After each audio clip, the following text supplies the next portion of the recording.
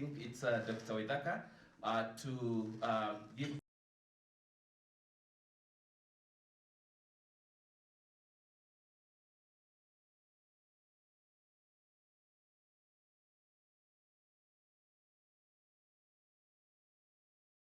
We focus on cross-cutting issues that are of national interest.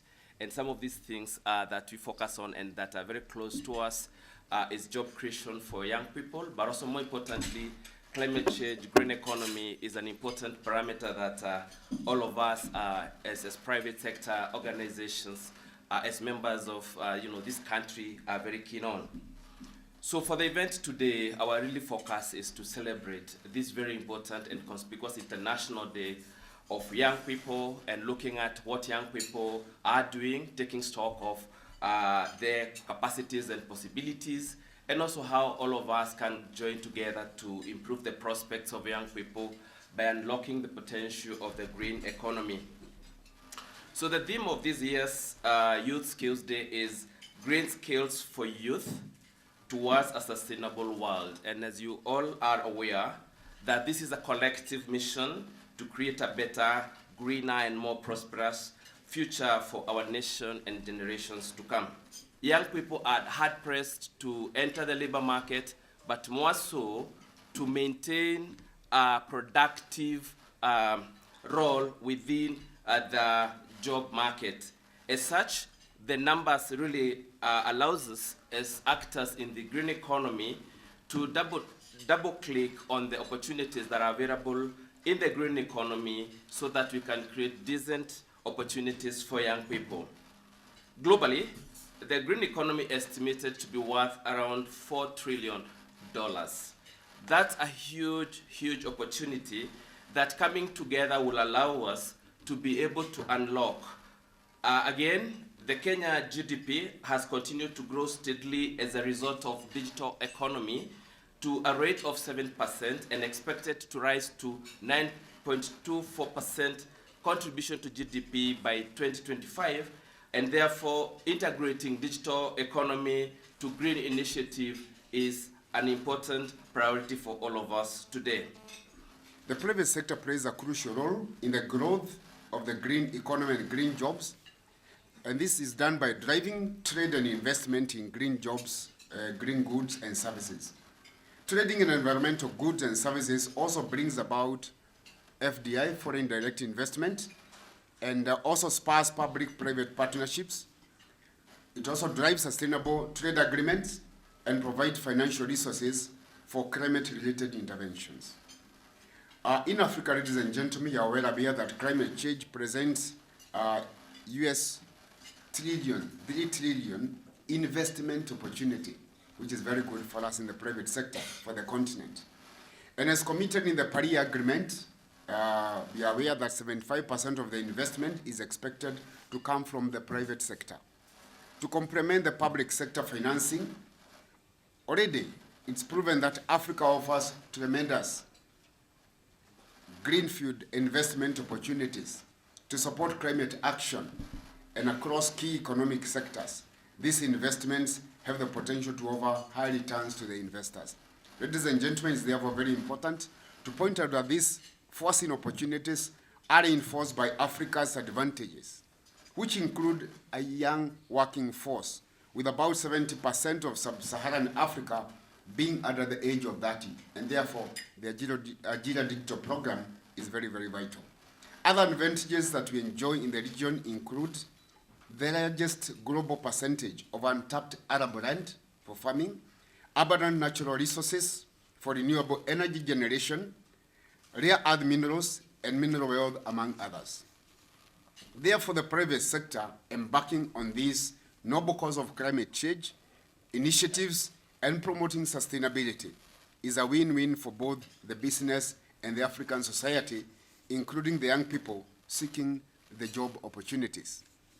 We have therefore continued to witness different organizations embarking on climate change initiatives, not forgetting the recent win by our very own Safaricom for the inaugural Environment Sustainability Award by UNEP, I think last week. Some of us were present, I believe. Businesses have made significant progress implementing the just concluded National Climate Change Action Plan 2018 to 2022 that aimed at encouraging private sector participation in aligning, mainstreaming, implementing the climate change action. As you are aware, under the Vision 2030, Kenya aims to transform into a newly industrialized middle-income country, providing a high quality of life to all its citizens by 2030 in a clean and secure environment. A focus on green growth and green jobs is therefore an opportunity for the country to carry out wide-ranging and far-reaching restructuring of critical sectors and activities with the aim of creating low-carbon and climate-resilient development pathways in line with national and international commitments and in Kenya's efforts to attain the Sustainable Development Goals.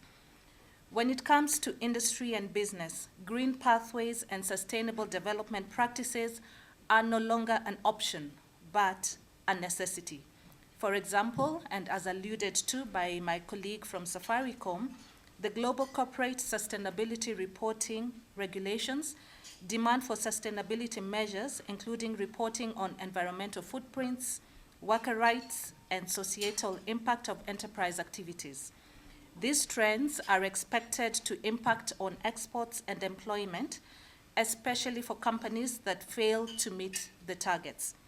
It is therefore worth mentioning that industry and business can pursue sustainability practices, profitability, and growth simultaneously. Green manufacturing and introduction of resource efficiency and cleaner production practices can help companies to meet their environmental obligations while creating eco-efficient products to meet the growing demand. At the same time, circular economy approaches optimize resources and minimize waste. We therefore believe that committing to sustainable consumption and production and green development pathways makes business sense, as it in the long run reduces wastage of costly resources and contributes to increased competitiveness and more customers. The ministry will collaborate with all other government ministries, departments and agencies, private sector players and development partners, among other stakeholders, in tapping into this distinction to bring together diverse perspectives, experiences and resources in an inclusive, sustainable and thriving economy, green economy. International Labour Organization, ILO, estimates that 103 million jobs will be created by 2030. There is therefore need to support and train people whose jobs could disappear due to the ecological transition process, so that they can develop the skills necessary for the new jobs available. And this is where the digital jobs come in. I know most professions have changed the way they do things, and this is part of this is necessitated by the climate change. In addition, there is need to train job seekers and young people entering the labor market so that they too can seize the opportunities linked to the net creation of the 25 million new jobs. The ministry, in collaboration with the National Government Constituency Development Fund, have been implementing the constituency innovation hubs.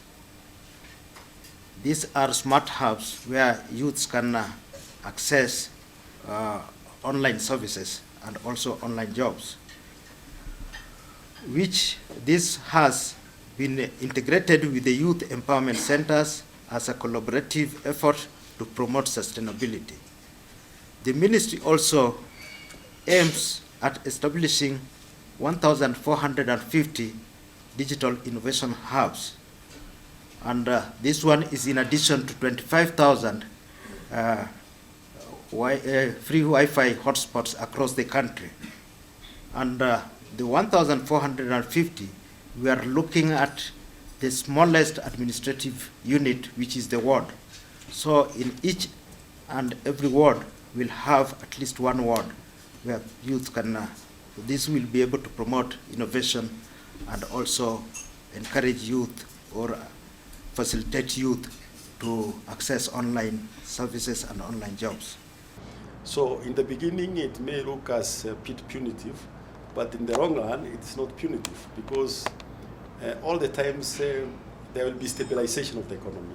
So the deliberate actions on the creative space, like the taxation or at a very low rate, is simply to plow back the same resources to the young people so that from the same resource of the tax base, they will be rewarded. So you can't develop this creative economy without creating infrastructure in terms of financial incentives and instruments to ensure that they progressively nurture this space for more jobs.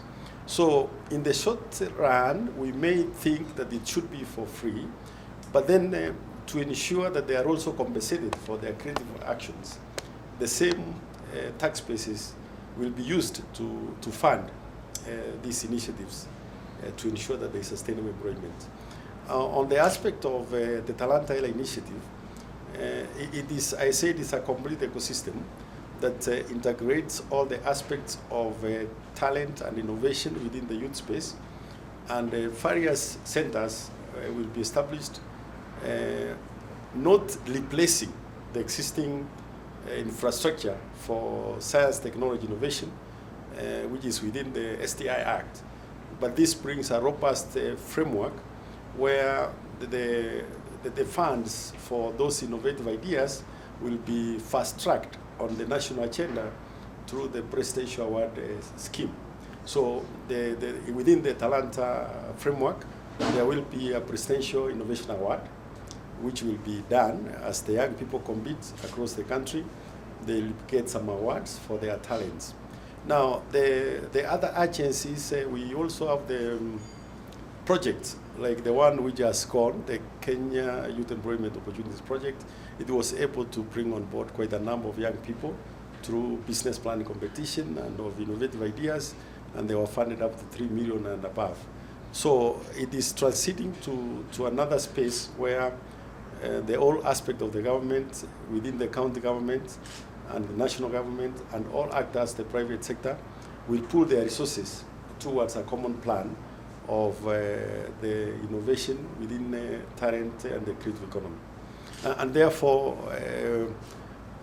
we know that innovation is about addressing problems as they occur within the environment. Like the perennial problem of fertilizer, it can be done, and we can have quality organic fertilizers certified by KEBS, done by our young people from those innovation pipelines, from the youth empowerment centers as cottage industries, and integrate the same space with the industrial development parks, which are being set up in different parts of the country. And also remember that within the same green economy space, the digital economy is a robust aspect of the same, because it pools resources to fast track this technology transfer to ensure that these innovations are realized.